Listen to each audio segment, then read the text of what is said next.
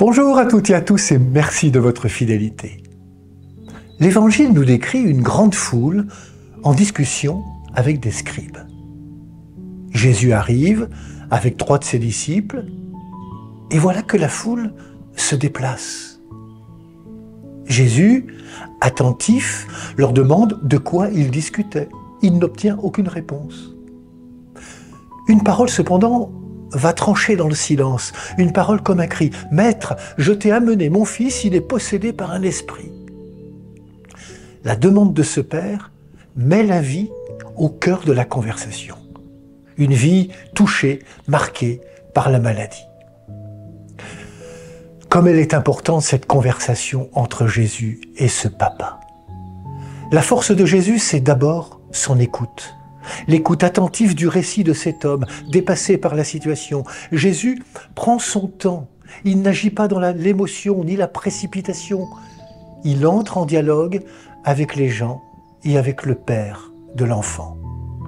Cette écoute, ce dialogue, va permettre au papa d'exprimer non seulement son malaise, mais aussi sa foi.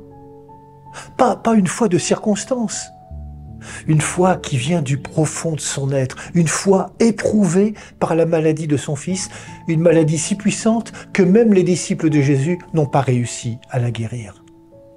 Il est, c'est vrai, des situations où la foi et la prière sont le chemin.